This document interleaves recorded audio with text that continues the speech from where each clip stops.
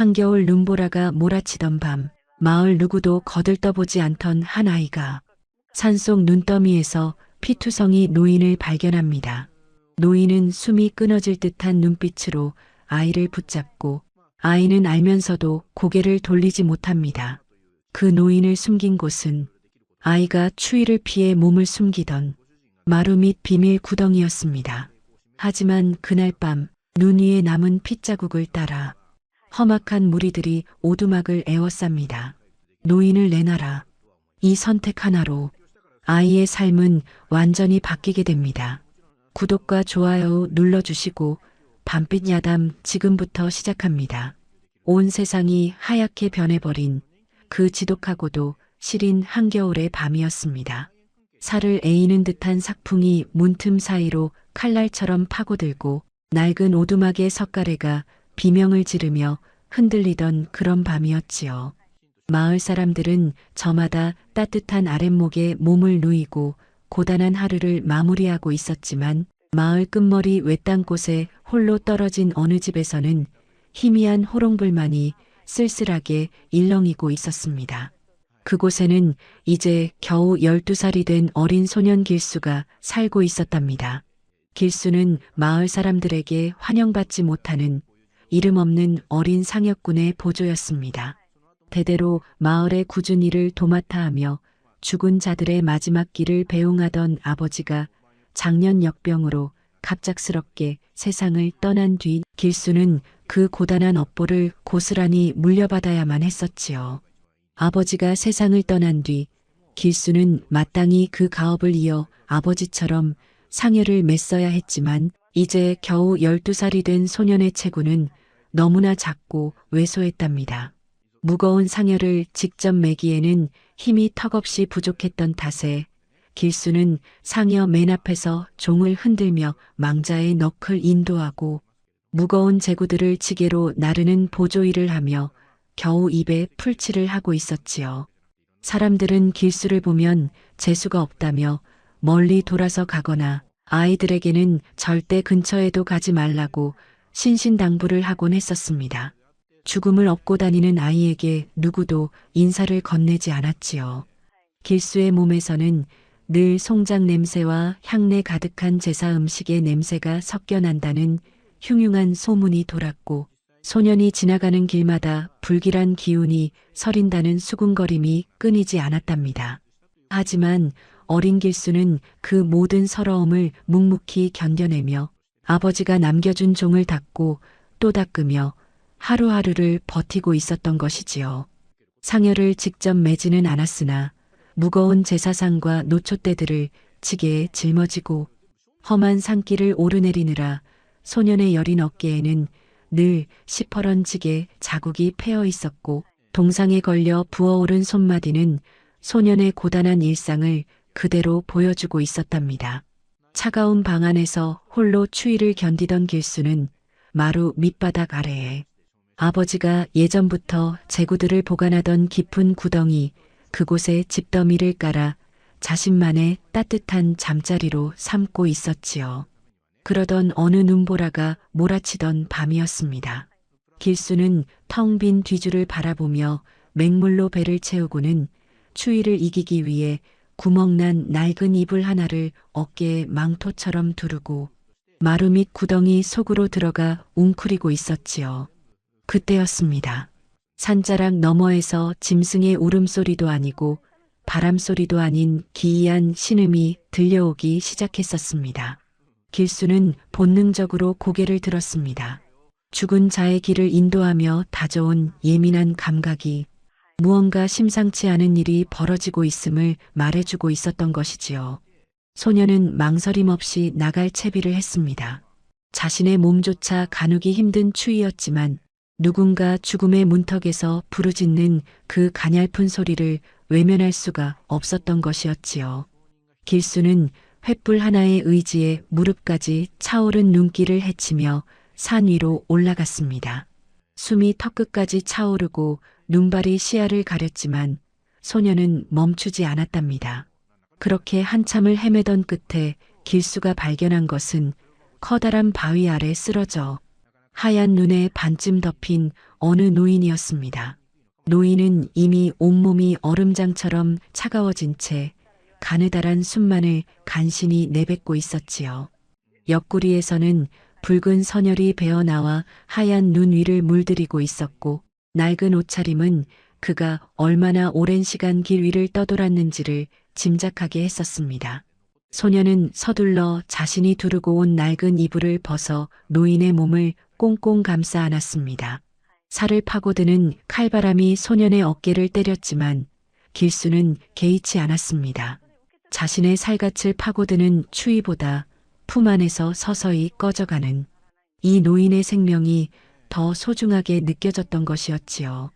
길수는 앙상한 팔로 노인을 업었습니다. 평소 지게를 지며 다져진 악착 같은 힘이었지만 미끄러운 눈길을 내려가는 것은 여간 힘든 일이 아니었답니다. 하지만 노인이 흘린 붉은 핏방울이 하얀 눈 위에 점점이 떨어져 길을 만들고 있다는 사실을 소녀는 꿈에도 알지 못했었지요. 오두막으로 돌아온 길수는 노인을 방바닥에 눕히고 떨리는 손으로 상처를 살폈습니다. 하지만 바로 그 순간이었습니다.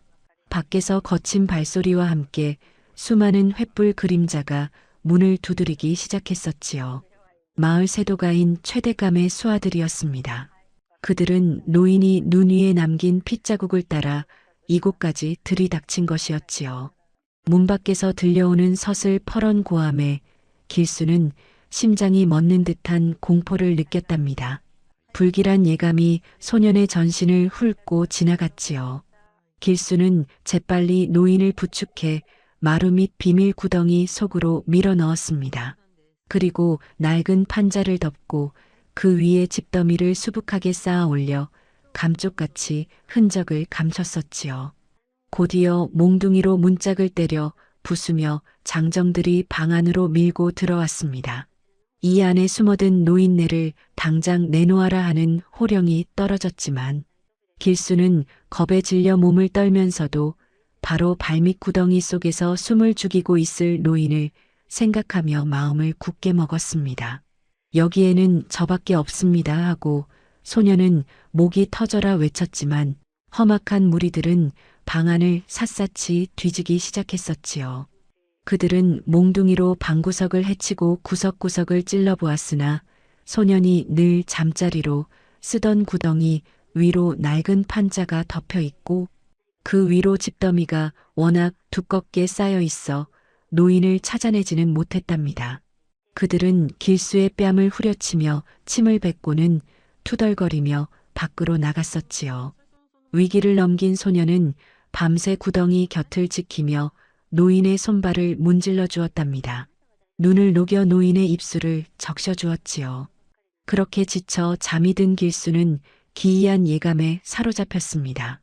꿈속에서 자신이 업어온 노인이 마치 거대한 산줄기가 살아 움직이는 듯한 웅장한 기운을 내뿜고 있었던 것이었지요.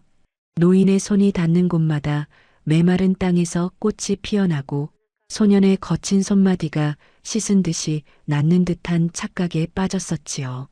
밖에는 여전히 모진 바람이 불었지만 길수는 그 따스한 기운 속에서 처음으로 깊은 잠에 빠져들 수 있었던 것이었습니다.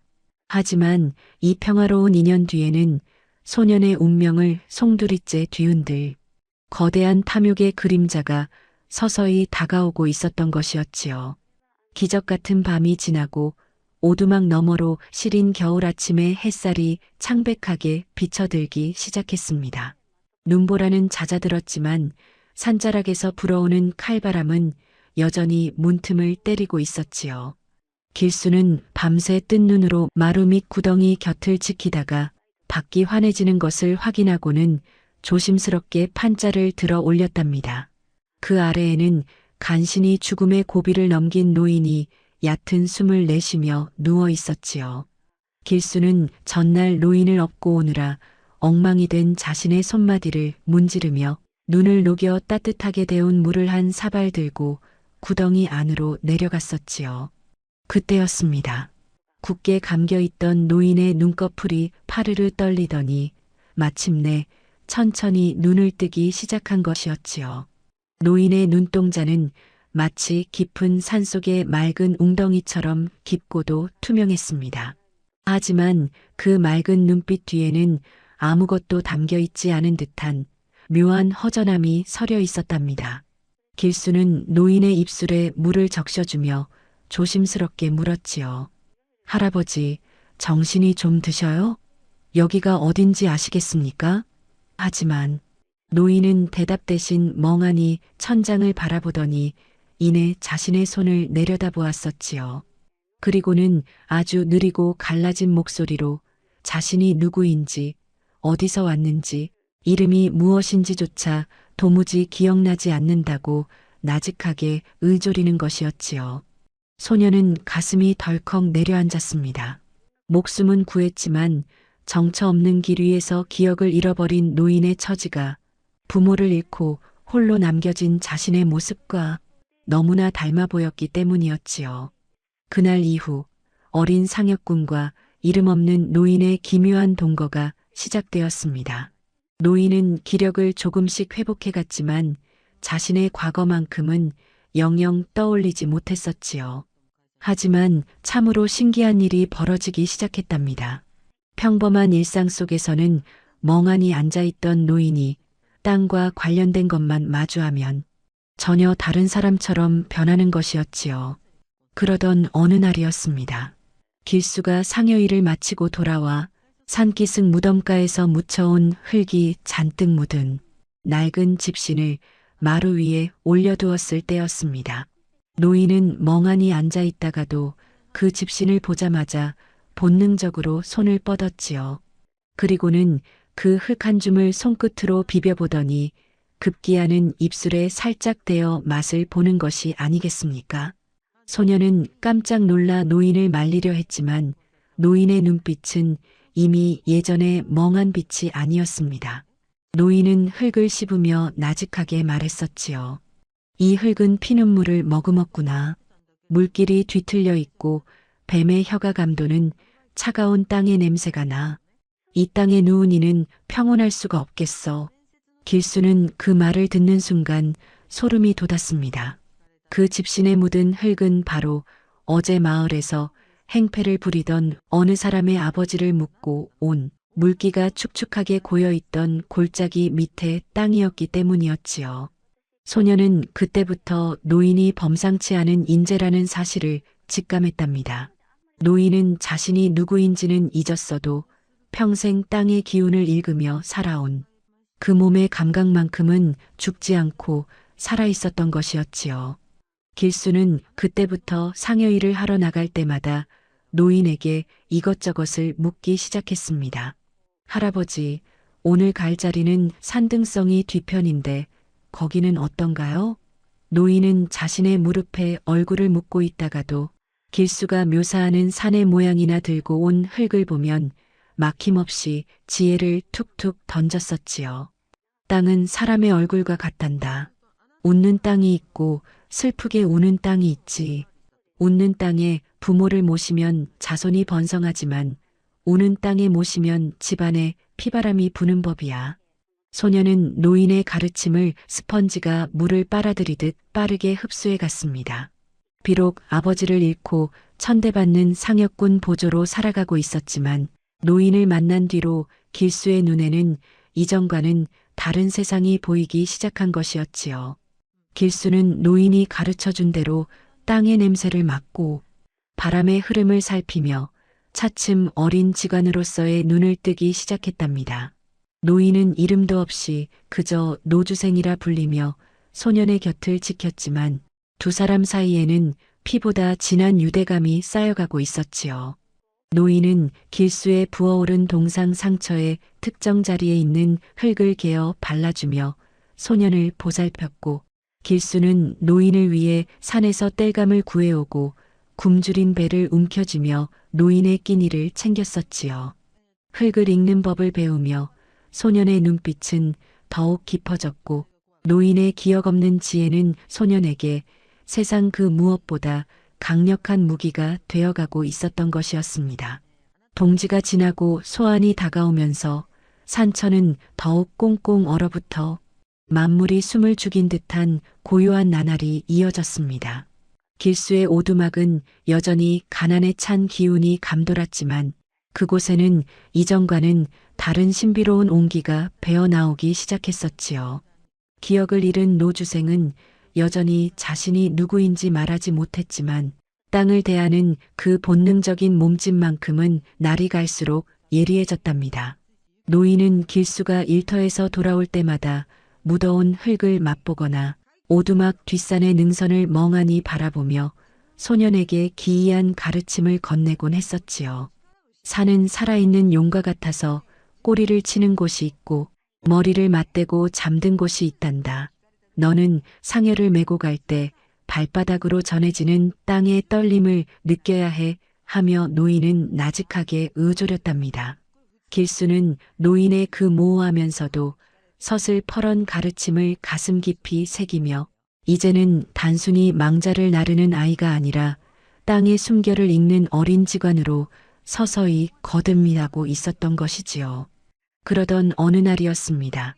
이 작은 오두막의 변화를 가장 먼저 알아차린 것은 마을의 세도가인 최대감의 수아들이었습니다.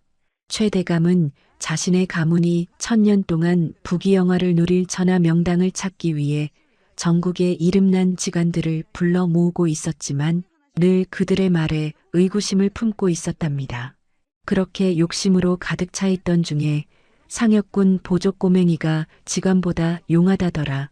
그 집 노인이 땅의 맛을 보고 병든 땅을 골라낸다더라 하는 흉흉하면서도 솔깃한 소문이 최대감의 귀에까지 들어가고 말았던 것이지요. 최대감은 탐욕스러운 눈빛을 번뜩이며 자신의 행동대장인 김서방을 길수의 오두막으로 보냈습니다. 지주로서 마을의 모든 땅을 쥐락펴락하던 그들에게 가난한 소년의 집터는 그저 손쉽게 뺏을 수 있는 사냥감에 불과했었지요. 어느 해질녘이었습니다. 지게를 내려놓고 땀을 닦던 길수 앞에 김서방과 덩치 큰 장정들이 그림자처럼 나타났습니다. 그들의 손에는 무시무시한 몽둥이가 들려 있었고 서슬퍼런 위세만으로도 소년의 심장을 옥죄기에 충분했었지요. 이놈 길수야, 내 놈의 오두막터가 예전부터 우리 대감님 댁 산지기들이 쓰던 자리라더구나. 이제 대감님께서 조상님의 묘를 쓰실 요량으로 이곳을 비우라 하시니 당장 짐을 싸서 나가거라 하며 김서방은 아나무인 격으로 통보를 했었지요. 길수는 사색이 되었습니다. 이곳은 부모님의 유골이 근처에 묻혀 있고 아버지가 평생을 지켜온 유일한 안식처였기 때문이었지요. 무엇보다 아직 기력을 다 회복하지 못한 노주생을 데리고 이 한겨울에 어디로 간단 말입니까? 길수는 무릎을 꿇고 애원했답니다. 나리, 제발 한 번만 살펴주십시오. 갈 곳 없는 저희에게 이곳은 유일한 목숨줄입니다 하며 눈물을 뚝뚝 흘렸었지요. 하지만 탐욕의 눈먼 자들에게 소년의 눈물 따위는 보이지 않았습니다. 김서방은 비웃음을 흘리며 몽둥이로 마루를 내리쳤지요. 어허, 이놈 봐라. 대감님의 명이 장난인 줄 아느냐. 내일 해가 뜨기 전까지 비우지 않으면 이 오두막을 통째로 무너뜨릴 테니 그리 알아라 하고 소리를 질렀답니다. 장정들은 겁에 질린 소년을 뒤로하고 오두막 구석구석을 훑어보았습니다. 그들의 눈에도 방구석에 앉아있던 노주생이 예사롭지 않은 인물이라는 것이 단번에 들어왔었지요. 노인은 그 소란 중에도 방구석에 앉아 흙 한 줌을 만지작거리며 멍하니 마당을 보고 있었지만 그 눈빛만큼은 마치 폭풍 전야의 바다처럼 깊고 고요했답니다. 김서방은 노인의 기운에 잠시 움찔했으나 이내 침을 뱉으며 돌아섰지요. 장정들이 떠난 뒤 오두막에는 무거운 정적이 내려앉았습니다. 길수는 억울함과 공포에 몸을 떨며 눈물을 흘렸었지요. 할아버지, 이제 우리는 어디로 가야 하나요? 대감님이 우리 집을 뺏으려 합니다 하며 소년은 흐느꼈답니다. 소년의 슬픈 목소리를 듣고 있던 노주생이 비로소 입을 열었습니다. 노인은 길수의 떨리는 손을 잡아주며 아주 낮고 단호한 목소리로 말했었지요. 울지 마라 길수야. 저들이 탐내는 것은 이 낡은 집이 아니라 이 땅 밑에 흐르는 기운이란다. 하지만 땅은 스스로 주인을 고르는 법이지. 탐욕으로 가득 찬 자들이 이곳을 차지하려 든다면 땅이 먼저 그들의 목을 조를 것이다 하고 말이어요. 노인의 목소리에는 기억을 잃은 자라고는 믿기지 않는 대지를 호령하는 자의 권위가 서려 있었답니다. 최 대감의 수하들이 물러간 것은 포기가 아니라 더 큰 음모의 시작이었습니다. 최 대감은 그날 저녁 자신이 거느리던 직원들을 불러 모아 길수의 집터를 다시 조사하게 했었지요. 그들은 길수의 오두막 뒤편 용의 꼬리가 멈춘 듯한 기막힌 산세를 보며 감탄을 금치 못했답니다. 대감님, 이곳은 가히 정승이 3명이나 나올 천하 명당입니다.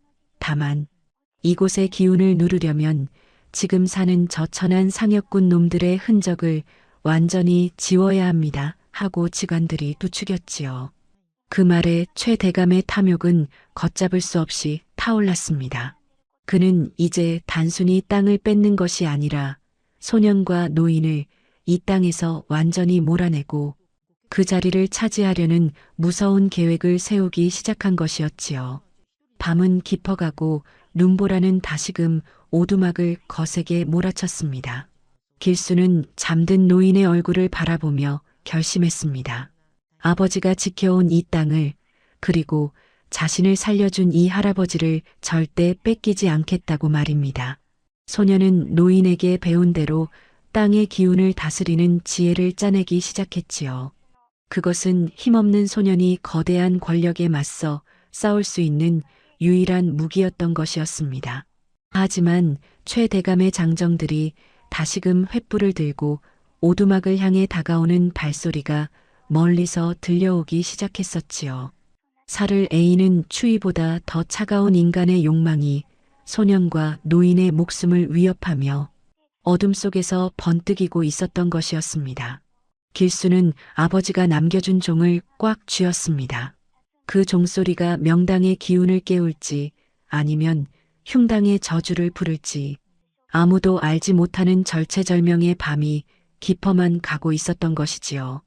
동이 트기도 전인 이른 새벽이었습니다. 오두막 주변에 쌓인 눈을 밟는 거친 발소리들이 정막을 깨뜨렸습니다. 어스름한 새벽빛 사이로 횃불의 붉은 불빛들이 어지럽게 춤을 추고 쇠붙이들이 부딪히는 서늘한 소리가 소년의 귓전을 때렸었지요. 잠결에 놀라 일어난 길수는 본능적으로 마루 밑 구덩이를 바라보았습니다. 그곳에는 노주생이 가쁜 숨을 몰아쉬며 앉아 있었지요. 하지만 그 평온함은 그리 오래가지 않았습니다. 곧이어 콱광하는 굉음과 함께 낡은 살인문이 힘없이 부서져 내렸답니다. 최 대감의 수하인 김서방과 덩치 큰 장정들이 몽둥이와 삽을 들고 마당으로 들이닥친 것이었지요. 김서방은 크크대며 비열한 웃음을 흘리더니 길수가 채 정신을 차리기도 전에 소년의 멱살을 잡아 차가운 마당으로 내동댕이 쳤었습니다. 이놈 길수야, 해가 뜨기 전까지 비우라 했거늘. 감히 대감님의 명을 어겨 이 오두막은 오늘로 끝이다 하고 소리를 질렀지요. 장정들은 길수의 애원에도 아랑곳하지 않고 낡은 초가 지붕의 집단을 걷어내고 기둥을 흔들기 시작했었지요. 소녀는 차가운 눈바닥에 처박힌 채 엉엉 울며 그들의 다리를 붙잡고 늘어졌답니다. 제발요 나리 할아버지가 아프십니다. 제발 이 집만은 무너뜨리지 마세요 하며 절규했었지요. 하지만 장정의 거친 발길질이 소년의 어깨를 때렸고 길수는 고통에 신음하며 뒤로 낮아빠지고 말았었지요. 바로 그 순간이었습니다. 마룻바닥 아래에서 흙먼지를 뒤집어 쓴 채 노주생이 천천히 모습을 드러냈습니다. 노인의 몸은 여전히 쇠약해 보였지만 그 눈빛만큼은 새벽 안개를 뚫고 나오는 날카로운 빛과 같았답니다. 노인은 비틀거리며 마당으로 내려와 길수의 앞을 가로막아 섰지요. 멈추거라. 땅의 주인이 허락하지 않은 일을 함부로 벌이다가는 내놈들 가문이 통째로 땅속으로 가라앉을 것이다 하고 노인은 경고했습니다. 노인의 목소리는 낮았지만 그 울림이 어찌나 컸던지 기세등등하던 장정들이 순간 멈칫하며 뒤로 물러나고 말았었지요. 김서방은 당황한 듯 침을 뱉으며 몽둥이를 치켜들었지만 노인의 서슬 퍼런 기운에 눌려 차마 내리치지는 못했답니다. 소란을 듣고 가마를 타고 나타난 이는 다름 아닌 최 대감이었습니다. 비단옷을 화려하게 차려입은 최 대감은 가마에서 내려 탐욕스러운 눈으로 노주생을 훑어보았었지요. 자네가 땅의 맛을 본다는 그 노인인가 소문이 자자하더군. 이 자리가 정승이 나올 명당이라기에 내가 직접 안내하며 거드름을 피웠습니다. 최 대감의 말에 노주생은 차갑게 비웃음을 흘렸습니다. 명당이라니 가당치도 않소. 이 자리는 소년과 같이 마음이 깨끗한 자가 머물러야 직위가 보존되는 법. 당신같이 탐욕이 목까지 찬 자가 조상을 모셨다가는 도리어 화를 입어가무니 멸할 자리요 하고 일갈했지요. 최 대감의 얼굴이 순식간에 불그락푸르락 변하며 살기가 감돌았습니다. 이 노인네가 죽고 싶은 게로구나. 여봐라. 당장 이놈들을 끌어내어 산채로 묻어버려라 하고 명령했지요. 장정들이 다시금 달려들려던 찰나 노주생이 손을 들어 그들을 제지하며 제안을 하나 던졌었지요. 기다리시오. 이 초라한 집터보다 100배는 더 귀하고 1000년 동안 부귀를 누릴 진짜 천하 명당을 내가 알고 있소. 이곳은 그저 그 명당으로 가는 길목에 불과할 뿐이지 하고 말이어요. 최 대감은 그 말에 눈이 번쩍 뜨였습니다. 1000년의 부귀라니 그 어떤 보물보다 달콤한 유혹이었던 것이지요. 노주생은 길수를 곁눈질하며 말을 이어나갔답니다. 내가 그 명당을 알려줄 테니 대신 이 소년과 오두막은 건드리지 않겠다고 약조하시오. 만약 내 말이 거짓이라면 그때는 내 목을 베어도 좋소하고 목숨을 건 제안을 했습니다. 길수는 노인의 옷자락을 붙잡으며 눈물로 만류했었지요. 노인이 자신을 지키기 위해 얼마나 위험한 도박을 하고 있는지 어린 마음에도 느껴졌기 때문이었지요. 하지만 최 대감은 이미 탐욕에 눈이 멀어 고개를 끄덕이고 말았습니다. 좋다. 그 자리가 진짜라면 이 낡은 터 따위는 관심 없다. 대신 만약 허튼 수작을 부린다면 이 소년도 무사하지 못할 것이다 하고 엄포를 놓았지요. 그렇게 해서 소년의 집을 부수려던 장정들은 멈추었고 오두막에는 기묘한 정적이 흘렀습니다. 노주생은 길수에게만 들릴 듯한 작은 목소리로 속삭였었지요. 길수야, 이제부터 내가 가르쳐주는 것을 똑똑히 기억하거라. 땅은 사람을 속이지 않지만 사람의 욕심은 땅을 속이려 든단다 하고 말이어요. 노인은 기억을 잃었음에도 불구하고 최 대감을 파멸로 몰고 갈 거대한 지략의 그물을 짜기 시작한 것이었지요. 그것은 명당이라는 이름으로 포장된 세상에서 가장 무서운 저주의 시작이었답니다. 최 대감은 기세등등하게 돌아갔지만 길수는 마음이 놓이지 않았습니다. 노인이 말한 그 천하 명당이라는 자리가 사실은 어떤 무시무시한 비밀을 품고 있는지 소녀는 어렴풋이 짐작하고 있었기 때문이었지요. 노인은 그날 밤부터 길수를 앉혀두고 산의 형세와 물길의 흐름을 다시금 가르치기 시작했었지요. 진짜 강한 것은 무기가 아니라 땅의 기운이란다. 우리는 그 기운을 빌려 저들의 탐욕을 심판할 것이다 하고 말이어요. 소녀는 노인의 손을 잡으며 결심했답니다. 자신도 이제 상여 소리 뒤에 숨은 아이가 아니라 할아버지를 도와 이 싸움에서 반드시 이기겠노라고 말이어요. 밖에는 차가운 새벽바람이 불었지만 오두막 안에서는 소년과 노인의 비장한 결의가 호롱불보다 더 뜨겁게 타오르고 있었던 것이었습니다. 찬서리가 내려앉은 산길을 오르는 길은 그야말로 고행과도 같은 험난한 여정이었습니다. 산등성이마다 자욱하게 피어오른 새벽 안개는 마치 살아있는 전설처럼 골짜기를 휘감고 있었고, 나뭇가지마다 맺힌 얼음 조각들이 바람에 부딪히며 맑고도 서글픈 소리를 내고 있었지요. 최대감은 수십 명의 장정과 노비들을 거느리고 기세등등하게 오두막 마당을 가로질러 산으로 향했답니다. 그의 눈에는 이미 천년의 부귀영화를 손에 넣은 듯한 탐욕스러운 광기가 서려 있었고, 노주생과 길수를 바라보는 시선은 마치 사냥감을 몰아세우는 매서운 매의 눈빛과도 같았었지요. 길수는 낡은 지게에 노주생의 보따리와 제구들을 짊어진 채 떨리는 다리로 앞장서는 노인의 뒤를 따랐습니다. 소년의 심장은 마치 북소리처럼 쿵쾅거렸지만 노주생의 뒷모습은 안개 속에서도 흔들림 없이 고요하고 장엄하기만 했었지요.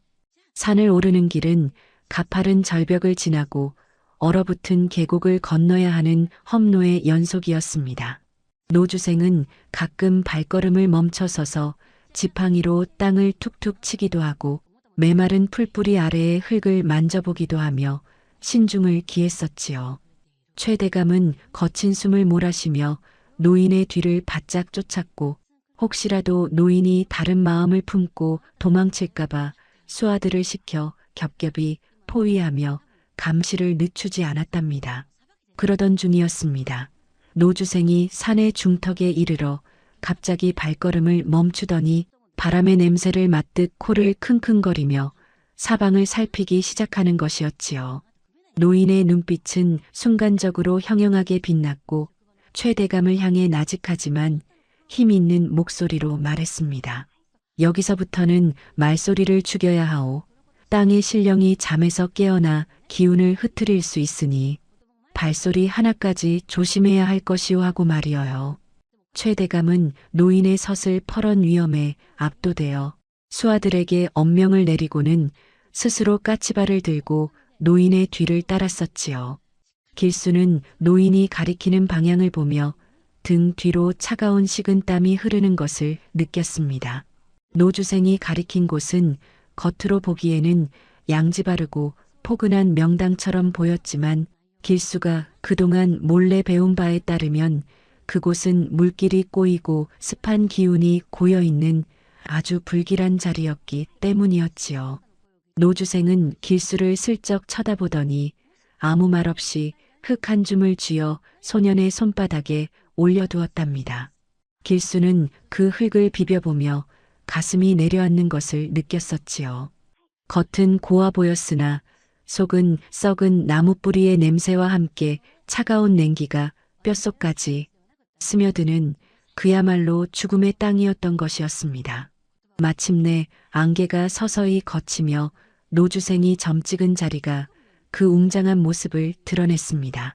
그곳은 사방이 병풍처럼 산으로 둘러싸여 바람이 머무는 듯하고 앞으로는 맑은 개울이 흐르는 전형적인 명당의 형세를 갖추고 있었지요. 노주생은 그곳을 향해 지팡이를 뻗으며 장엄한 목소리로 의조렸습니다. 보시오 대감, 저곳이 바로 황금달기 알을 품고 있는 듯한 기막힌 자리, 금계포란형의 천하 명당이요. 저곳에 조상을 모신다면 자손 대대로 정승판서가 끊이지 않고 집안에 고화가 산처럼 쌓일 것이오 하고 말이어요. 최대감은 그 말에 넋을 잃고 언덕을 바라보았었지요. 그의 탐욕스러운 눈에는 이미 그곳이 황금빛으로 번쩍이는 것처럼 보였던 것이었지요. 하지만 그 순간이었습니다. 최대감이 거느리고 온 지간 중 하나가 의심스러운 눈초리로 다가와 흙을 살피기 시작했습니다. 대감님, 제가 보기에는 땅의 기운이 조금 차가운 듯한데 혹시 수맥이 흐르는 것이 아닙니까? 하며 날카로운 질문을 던졌지요. 지관의 그 한마디에 길수의 심장이 덜컥 내려앉았답니다. 자칫하면 모든 계획이 수포로 돌아가고 노인과 자신의 목숨이 위태로워질 절체절명의 순간이었지요. 바로 그때였습니다. 어린 길수가 노주생의 가르침대로 기지를 발휘했습니다. 길수는 지게를 내려놓으며 엉엉 우는 신용을 하며 소리쳤지요. 나리, 이 할아버지는 정말 용하신 분입니다. 제가 예전에 아버지를 따라 상여를 맬 때 보았는데 저 언덕 위에서 황금빛 닭이 회를 치는 꿈을 꾸었다고 아버지가 말씀하셨습니다. 하고 소녀는 목이 터져라 외쳤답니다. 소년의 그 천진난만한 외침에 최대감은 의심을 거두고 호탕하게 웃어젖혔답니다. 어린아이의 눈은 속이지 못하는 법이지.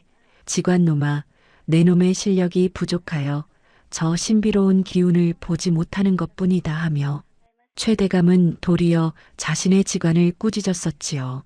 최대감은 노주생의 손을 부여잡으며 연신 고개를 끄덕였고 노인은 무표정한 얼굴로 최대감을 바라보았지만 소년의 재치 있는 거짓말에 안도의 숨을 내쉬었을 것이었지요. 노인은 길수의 머리를 한번 쓰다듬어 주며 최대감에게 묘자리를 파헤칠 정확한 지점을 찍어 주었답니다. 하지만 그곳은 노인이 설계한 무서운 심판의 구멍이었지요. 겉으로는 명당의 옷을 입고 있었지만 사실은 땅 밑에 숨겨진 차가운 물뱀들이 가문의 숨통을 쥐어짜게 될 흉악한 자리였던 것이었습니다. 최대감은 당장이라도 땅을 파고 싶은 마음을 간신히 누르며 길수와 노주생을 다시 오두막으로 돌려보냈습니다. 약조대로 오두막은 건드리지 않겠으나 묘를 쓰는 날까지는 자신의 감시하에 두겠다고 엄포를 놓았었지요. 길수는 오두막으로 돌아오는 길에 노주생의 낡은 옷자락을 꼭 붙잡았습니다. 할아버지 정말 괜찮을까요? 저들이 사실을 알게 되면 우리는 무사하지 못할 것입니다 하며 소녀는 떨리는 목소리로 물었지요. 노주생은 산 아래를 조용히 굽어보며 나직하게 대답했었지요. 길수야, 땅은 사람을 속이지 않지만 사람의 욕심은 스스로 함정을 파는 법이란다. 우리는 그저 저들의 탐욕이 가리킨 방향으로 길을 열어주었을 뿐이야 하고 말이어요. 소녀는 노인의 주름진 손에서 전해지는 서늘한 결의를 느끼며 이제 돌이킬 수 없는 운명의 도박이 시작되었음을 직감했던 것이었습니다. 최대감의 탐욕은 멈출 줄 몰랐고 그는 명당을 손에 넣었다는 확신에 차서 서둘러 조상의 묘를 옮길 준비를 시작했습니다. 마을 전체가 최대감의 위세에 눌려 들썩였고 수십 명의 인부와 화려하게 꾸며진 상여가 길수의 오두막 앞을 위압적으로 지나가곤 했었지요. 길수는 마당 한 구석에서 그 광경을 지켜보며 가슴 한편이 서늘해지는 것을 느꼈답니다. 노주생이 찍어준 그 자리가 사실은 가문을 파멸로 이끌 무서운 함정이라는 것을 알고 있었기 때문이었지요. 그러던 어느 날이었습니다. 이장을 며칠 앞둔 어느 깊은 밤에 노주생은 평소보다 훨씬 더 깊은 침묵에 빠져 있었고 그의 눈동자는 호롱불 불빛 아래에서 형용할 수 없는 고통과 그리움으로 일렁이고 있었답니다. 길수는 노인에게 따뜻한 숭늉 한 사발을 건네며 조용히 곁에 앉았지요. 할아버지, 무슨 생각을 그렇게 하셔요? 혹시 무서운 꿈이라도 꾸신 건가요? 하고 소년이 조심스럽게 물었답니다. 소년의 물음에 노인은 한참 동안 대답이 없다가 갑자기 떨리는 손으로 자신의 머리를 감싸주었었지요. 머릿속에서 거대한 파도가 밀려오듯 잊고 있었던 기억의 조각들이 하나둘씩 수면 위로 떠오르고 있었던 것이었습니다. 노인은 나직하게 신음을 내뱉으며 안개처럼 뿌옇게 흐려졌던 자신의 과거를 필사적으로 붙잡으려 애를 썼답니다. 화려한 관복을 입고 대궐의 지기를 살피던 자신의 모습, 그리고 권력의 소용돌이 속에서 누명을 쓰고 모진 고초를 겪은 끝에 산으로 도망치던 그 참혹했던 밤의 기억들이 선명해지기 시작했었지요. 하지만 노주생의 기억을 완전히 일깨운 것은 다름 아닌 최대감이 이장을 위해 가져온 낡은 유골함의 문양이었습니다. 최대감은 자신의 조상이 예전 왕실과 인연이 있었다며 자랑스럽게 그 함을 내보였는데 그 문양은 바로 노인이 젊은 시절 지기를 살피다 영모의 증거로 지목되어 가문이 몰락했던 바로 그 원수 가문의 상징이었던 것이지요. 노인은 그 문양을 보는 순간 온몸에 소름이 돋으며 자신이 왜 이곳까지 흘러들어오게 되었는지, 그리고 자신을 죽이려 했던 자들이 누구였는지를 모두 기억해내고 말았답니다. 노인의 눈빛은 이제 예전의 멍한 빛이 아니었습니다. 그것은 세상을 굽어보는 전설적인 풍수사의 섯을 펄은 안광으로 변해 있었던 것이었지요. 노주생은 떨리는 목소리로 길수를 불렀습니다. 길수야, 이제야 내가 누군지 알 것 같구나. 이 땅이 나를 살린 이유와 왜 내가 너를 만났는지 이제야 비로소 깨달았어 하고 말이어요. 길수는 노인의 변화된 기운에 압도되어 숨을 죽였었지요. 노인은 길수의 손을 꼭 잡으며 땅의 기운을 다스리는 마지막 비밀을 전수하기 시작했습니다. 땅은 스스로 복수를 하지 않지만 사람의 욕심이 땅을 건드리면 대지는 그를 삼켜버리는 법이지, 저들이 파헤칠 그 자리는 명당이 아니라 1000년 동안 고여있던 한이 서린 죽음의 구멍이란다 하고 말이어요. 노주생은 자신이 가진 지식의 정수를 쏟아부어 최대감이 스스로 몰락할 수밖에 없는 완벽한 설계를 길수에게 들려주었답니다. 길수는 노인의 이야기를 들으며 등 뒤로 오한이 서리는 것을 느꼈습니다. 그것은 단순한 복수가 아니라 대지의 섭리를 어긴 자들에게 내리는 준엄한 심판이었기 때문이었지요. 노인은 이제 기억을 되찾았지만 소년에게는 여전히 따뜻한 할아버지로 남고 싶어 했습니다. 길수야, 이 일이 끝나면 우리는 이곳을 떠나야 할 것이다.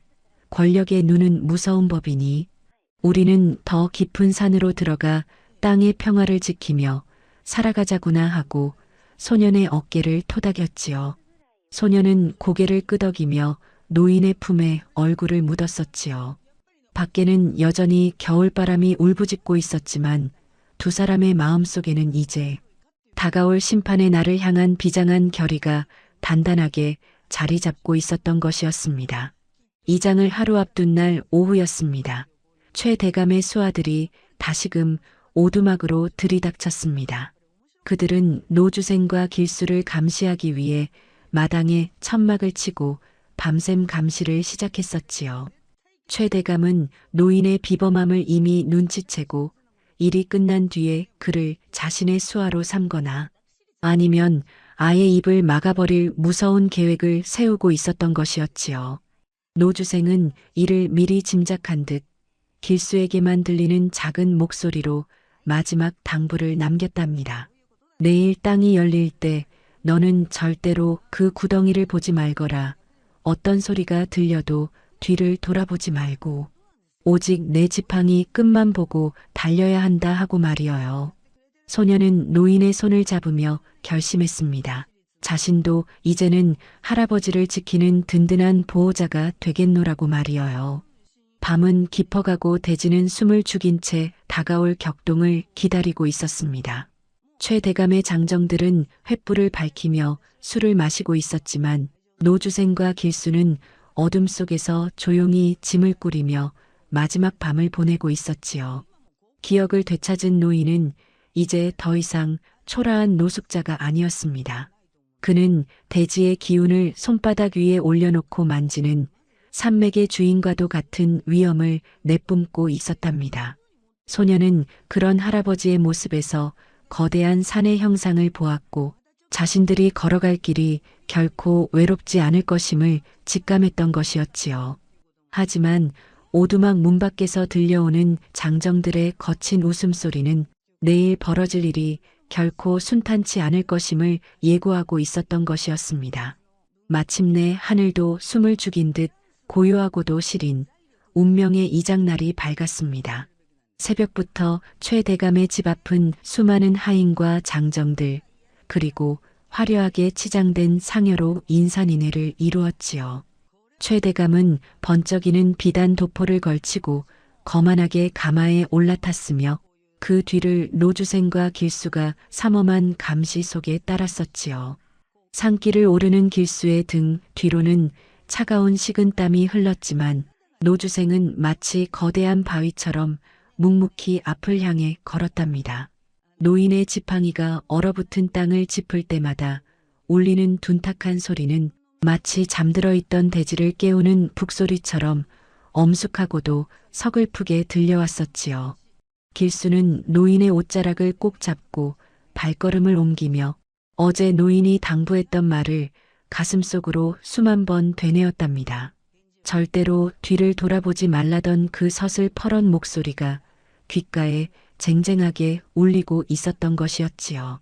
목적지인 산 중턱에 다다르자 최대감은 기세등등하게 지휘봉을 휘두르며 땅을 파라고 명령했습니다. 수십 명의 인부가 삽을 들고 달려들어 노주생이 점 찍어둔 자리를 파헤치기 시작했었지요. 하지만 그 순간이었습니다. 처음 몇 자를 파낼 때까지만 해도 보드랍고 황금빛이 돌던 흙이 깊이 들어갈수록 점차 기이한 빛깔로 변하기 시작했답니다. 붉은 핏빛이 섞인 듯한 검은 흙이 나오기 시작하더니 코를 찌르는 듯한 비릿한 냄새가 차가운 겨울 공기 중에 진동하기 시작한 것이었지요.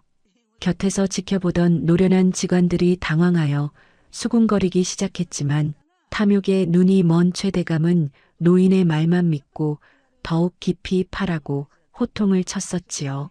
그는 이곳이 조상의 덕을 입어가무니 영원토록 번성할 천하 명당이라 굳게 믿고 있었던 것이었지요. 바로 그때였습니다.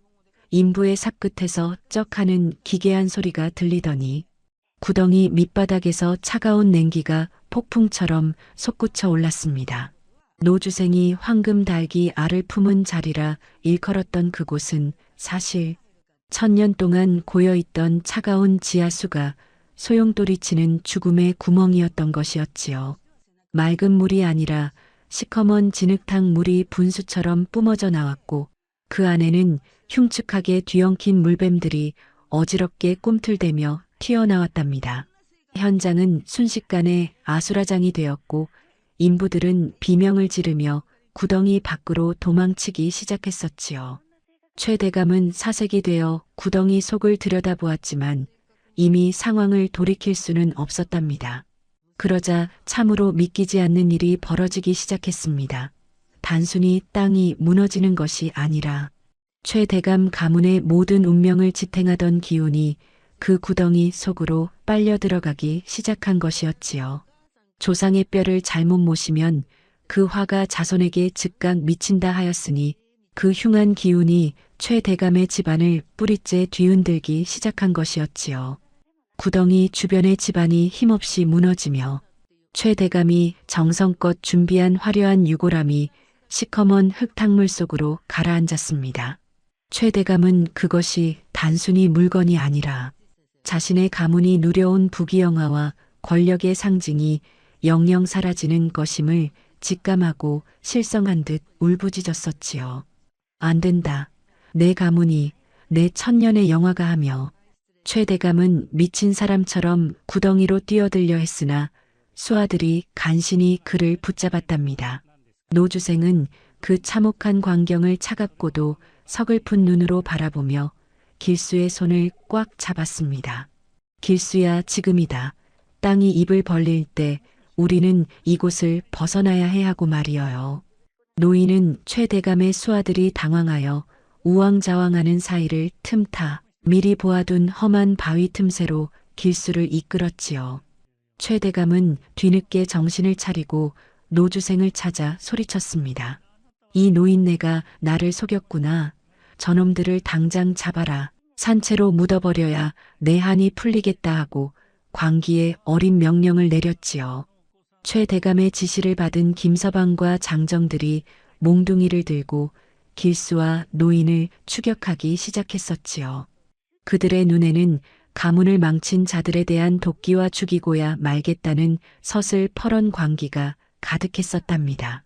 길수는 노주생의 당부대로 절대 뒤를 돌아보지 않았습니다. 소녀는 할아버지의 지팡이 끝만 바라보며 안개가 자욱한 산등성이를 향해 죽으림을 다해 뛰었었지요. 뒤에서는 장정들의 거친 고함과 무너지는 대지의 굉음이 뒤섞여 지옥 같은 소란이 벌어지고 있었지만 소년의 귀에는 오직 자신의 거친 숨소리와 노인의 단호한 발소리만이 들려올 뿐이었답니다. 노주생은 기억을 되찾은 전문가의 본능으로 붕괴하는 산사태의 틈바구니 속에서 오직 자신들만이 살 수 있는 좁은 길을 찾아내어 길수를 인도했었지요. 그것은 땅의 이치를 아는 자만이 갈 수 있는 비밀스러운 생명의 길이었답니다. 마침내 산마루 너머 안전한 바위 그늘에 도착했을 때 길수는 다리가 풀려 눈바닥에 주저앉고 말았습니다. 아래를 굽어보니 최대감이 명당이라 믿었던 그 자리는 거대한 늪처럼 변해버렸고 탐욕에 눈멀어 땅을 모독했던 자들의 꿈은 흙더미에 갇혀 허우적대고 있었지요. 노주생은 그 참혹한 광경을 내려다보며 나직하게 을조렸답니다. 땅은 사람을 속이지 않지만 사람의 욕심은 스스로 무덤을 파는 법이지. 이제 저들은 대지의 심판을 피할 수 없을 것이다 하고 말입니다. 소년은 노인의 주름진 손을 잡으며 비로소 안도의 눈물을 흘렸었지요. 하지만 산 아래에서 올라오는 김, 서방과 장정들의 끈질긴 발소리는 여전히 두 사람의 숨통을 조여오고 있었던 것이었습니다. 산등성이를 타고 불어오는 바람은 이제 단순한 추위를 넘어 살을 베어내는 날카로운 칼날처럼 소년과 노인의 온몸을 휘감기 시작했었습니다. 뒤를 쫓아오는 김서방과 장정들의 발소리는 눈을 밟는 뽀득 소리가 아니라 굶주린 짐승들이 먹잇감을 몰아붙이는 서슬퍼런 위협으로 다가오고 있었지요. 길수는 이미 감각이 사라진 발가락을 억지로 움직이며 할아버지의 손을 놓지 않기 위해 안간힘을 썼답니다. 집신 속에 쑤셔 넣었던 털뭉치는 이미 얼음장처럼 굳어버렸고 소년의 거친 숨결은 하얀 연기가 되어 허공으로 흩어지고 있었지요. 노주생은 기력이 다해가는 와중에도 길수의 어깨를 단단히 붙잡으며 산의 맥동이 느껴지는 바위 벽 쪽으로 몸을 바짝 붙였었지요. 김서방은 가문의 몰락을 눈앞에서 목격한 광기에 사로잡혀 입가에 거품을 물고 고함을 질렀습니다. 이놈들 감히 우리 대감님의 천년 영화를 진흙탕에 처박다니 절대로 살려두지 않겠다 하고 말입니다. 장정들이 휘두르는 묵직한 몽둥이가 바위를 때릴 때마다 마른 불꽃이 튀며 불길한 소리가 산천을 울렸었지요. 길수는 이제 더 이상 도망갈 곳이 없는 깎아지른 절벽 끝에 서게 되었답니다. 발 아래로는 아까 무너져 내린 흙탕물 구덩이가 입을 벌리고 있었고 뒤로는 눈에 불을 켠 사내들이 좁혀오고 있었습니다. 자칫 한 발짝만 헛디디면 그대로 천길 낭떠러지로 떨어져 한 줌의 흙이 될 절체절명의 순간이었던 것이었지요. 하지만 그 위기의 순간에 노주생의 눈빛이 기이하게 번뜩이기 시작했습니다. 기억을 되찾은 전설의 지관은 단순히 산세만 읽는 것이 아니라 대지가 숨을 내뱉는 찰나의 순간을 포착하고 있었던 것이었지요. 노인은 길수의 귀에 대고 아주 낮고 서늘하게 속삭였습니다. 길수야, 내 지팡이가 바닥을 3번 치거든 너는 숨을 참으고 내 허리춤을 꽉 잡아야 한다. 땅이 우리에게 길을 내어줄 것이니 절대로 눈을 뜨지 말거라 하고 말이어요. 소녀는 무서웠지만 할아버지의 목소리에 담긴 그 준엄한 확신을 믿기로 했었지요. 길수는 아버지가 남겨준 종을 품에 꼭 안고 노인의 낡은 옷자락을 손가락이 하얗게 되도록 움켜쥐었답니다. 그러자 김서방이 비열한 웃음을 지으며 몽둥이를 높이 쳐든 바로 그 찰나였습니다. 노주생이 지팡이로 절벽 끝에 갈라진 틈을 강하게 3번 내리쳤지요. 그 순간 참으로 믿기지 않는 일이 벌어지고 말았답니다. 겨운에 쌓여있던 눈더미가 한꺼번에 쏟아져 내리며 마치 대지가 거대한 숨을 내쉬듯 바위 틈새에서 강력한 회오리 바람과 함께 하얀 눈가루가 폭풍처럼 솟구쳐 올랐던 것이었지요. 그것은 노주생이 미리 간파하고 있었던 산의 지기가 분출되는 풍열의 구멍이었습니다. 한순간에 시야가 하얗게 가로막혔고 장정들은 비명을 지르며 눈을 비비느라 허우적거리기 시작했었지요. 노주생은 그 혼란을 틈타 길수를 품에 안고 바위 뒤편에 숨겨져 있던 좁고 가파른 비탈길로 몸을 날렸습니다. 그 길은 일반 사람들의 눈에는 보이지 않는, 짐승들조차 다니지 않는 땅에 숨은 골짜기였지요. 소녀는 할아버지의 품 안에서 대지가 요동치는 진동을 온몸으로 느꼈습니다. 귀를 찢는 듯한 바람소리 너머로 장정들이 발을 헛디뎌 비탈 아래로 굴러떨어지는 비명소리가 들려왔지만 노주생은 단 한 번도 멈추지 않고 길을 헤쳐나갔었지요. 그것은 땅과 하나가 된 자만이 보여줄 수 있는 죽음의 턱 밑에서 길어 올린 기적과도 같은 탈출이었답니다. 한참을 굴러 내려오듯 산의 품속으로 파고든 끝에 두 사람은 마침내 추격자들의 고함이 들리지 않는 깊은 숲의 계곡 안쪽에 가 닿았습니다. 길수는 온몸이 눈투성이가 된 채 거친 숨을 몰아쉬었지만 신기하게도 몸 안에서는 따뜻한 기운이 감도는 것을 느꼈었지요. 노주생은 지팡이에 몸을 기대고 서서 자신들이 내려온 험준한 산등성이를 묵묵히 바라보았습니다. 이제 저 위쪽의 땅은 탐욕으로 눈먼 자들을 집어삼키고 다시금 고요한 침묵 속으로 잠겨들고 있었지요. 노인은 소년의 머리를 쓰다듬으며 비로소 안도의 미소를 지어 보였답니다. 길수야 고생 많았다. 이제 땅의 진노가 가라앉았으니 저들은 더 이상 우리를 찾지 못할 게다 하고 말이어요. 하지만 노주생의 얼굴에는 승리의 기쁨보다 깊은 슬픔과 회한이 서려 있었습니다. 자신이 가진 지식으로 한 가문을 몰락시켰다는 무게감과 평생을 땅의 노예로 살아온 자신의 기구한 운명이 다시금 떠올랐기 때문이었지요. 노인은 품 안에서 흙 한 줌을 꺼내 허공에 날려보내며 죽은 자와 산 자 모두의 안식을 빌었답니다.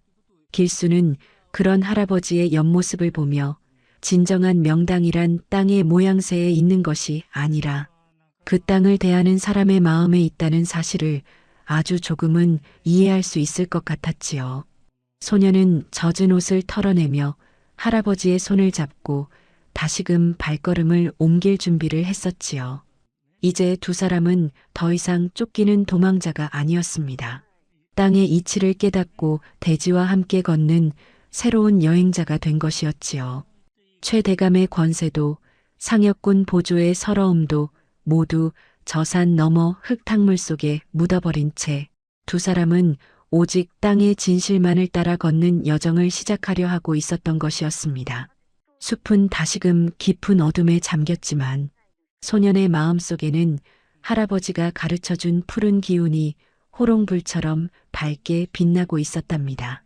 밖은 여전히 시린 겨울이었으나 두 사람이 딛고 서 있는 땅 밑에서는 이미 봄의 숨결이 아주 느리게 태동하고 있었던 것이었지요.